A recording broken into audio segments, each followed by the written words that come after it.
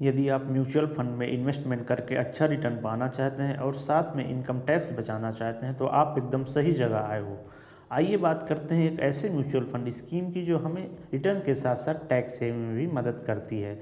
Video शुरू करने से पहले एक रिक्वेस्ट की वीडियो को पूरा देखें जिससे पूरी जानकारी आपको मिल सके और हमारे चैनल को भी सब्सक्राइब कीजिए। तो आइए शुरू करते हैं। तो आज हम लोग बात करने जा रहे हैं ELSS म्यूचुअल फंड के बारे में, जिसको बोलते हैं equity linked saving scheme mutual fund. तो आइए समझते हैं ये किस प्रकार का म्यूचुअल फंड है। तो यह एक तरह का इक्विटी फंड होता है। इक्विटी फंड का मतलब ये होता है कि जब हम किसी उस फंड का पैसा कंपनीज के शेयर में इन्वेस्टमेंट करते हैं तो वो इक्विटी फंड कहलाता है। तो ELSS म्यूचुअल फंड एक तरह का इक्विटी फंड है जिसका पैसा हम कंपनीज के शेयर में इन्वेस्टमेंट करते हैं।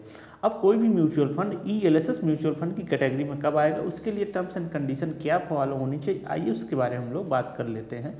जब हम किसी म्यूचुअल फंड का पैसा मिनिमम 80% पैसा हम कंपनीज के शेयर को बाई करने में यूज करेंगे तो वह म्यूचुअल फंड ELSS की कैटेगरी में चला जाएगा। 20% तो आप किसी दूसरी स्कीम में कर सकते हैं, लेकिन मिनिमम 80% आपको करना ही पड़ेगा कंपनीज के शेयर में। 80% से ज़्यादा भी आप इन्वेस्टमेंट कर सकते हैं, लेकिन 80% से कम आप उस फंड का पैसा इन्वेस्टमेंट नहीं कर सकते। अगर आप ऐसा करते हैं तो वह म्यूचुअल फंड ELSS की कैटेगरी में नहीं आएगा। अब हम लोग बात करेंगे कि यह ELSS mutual fund tax saving investment plan कैसे है। तो जो ELSS म्यूचुअल फंड में इन्वेस्टमेंट की गई मैक्सिमम 1.5 लाख रुपए की जो धनराशि है उसमें टैक्स में छूट दी जाती है हमको टैक्स एक्ट की धारा 80C के तहत।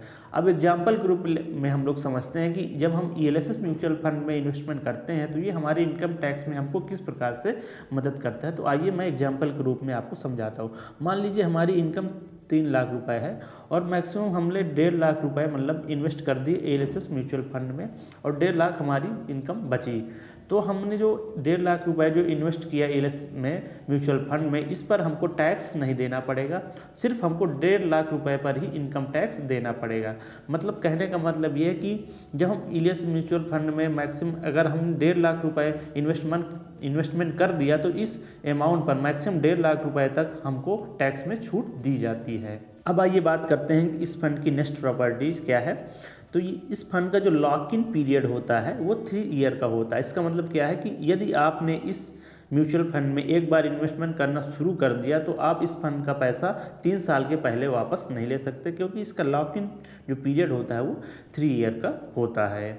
अब आइए बात करते हैं कि यदि आप ELSS म्यूचुअल फंड में इन्वेस्टमेंट करते हैं तो इसका इन्वेस्टमेंट सिस्टम किस प्रकार से होता है। तो ये हमको 2 तरह के ऑप्शन देता है इन्वेस्टमेंट के लिए।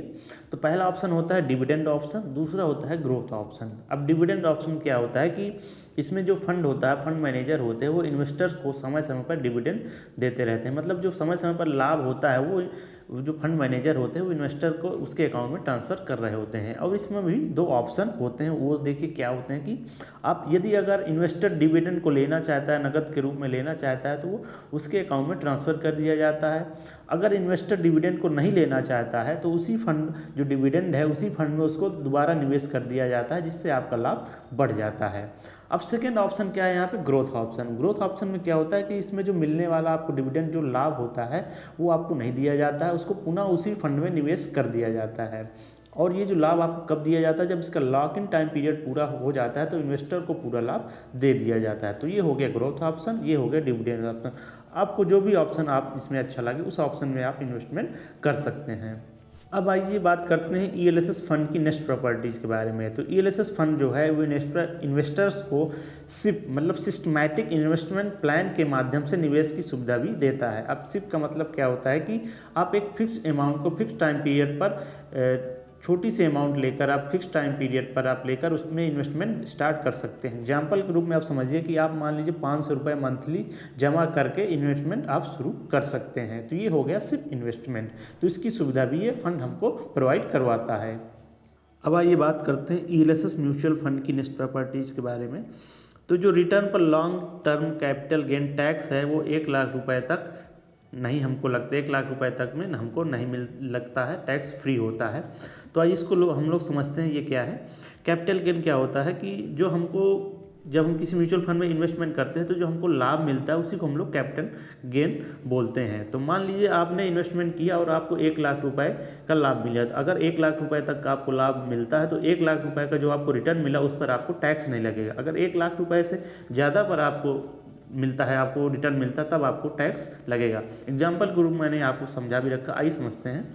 यदि आपने 3 साल बाद आपको रिटर्न मिलता है 5 लाख रुपए का, तो यहाँ पर मैंने उसको 2 पार्ट में डिवाइड किया, 4 लाख और 1 लाख रुपए में, जो हो गया 5 लाख के बराबर। तो आपको 1 लाख पर टैक्स नहीं लगेगा, जहाँ जो आपको मैंने यहाँ पे बता रखा है कि long term capital gain 1 lakh के रिटर्न पर आपको नहीं लगता है, 4 लाख पर ही सिर्फ आपको टैक्स देना पड़ेगा। आई होप आप लोग समझ गए होंगे कि ईएलएस म्यूचुअल फंड क्या होता है और किस प्रकार से वर्क करता है और ये किस प्रकार से हमारी इनकम टैक्स को सेव करने में हमारी मदद करता है। तो अगर आप इनकम टैक्स सेव करना चाहते हैं और साथ में आप म्यूचुअल फंड में इन्वेस्टमेंट करके रिटर्न भी अच्छा करना चाहते हैं, तो आप इस म्यूचुअल फंड को अवश्य चुनें।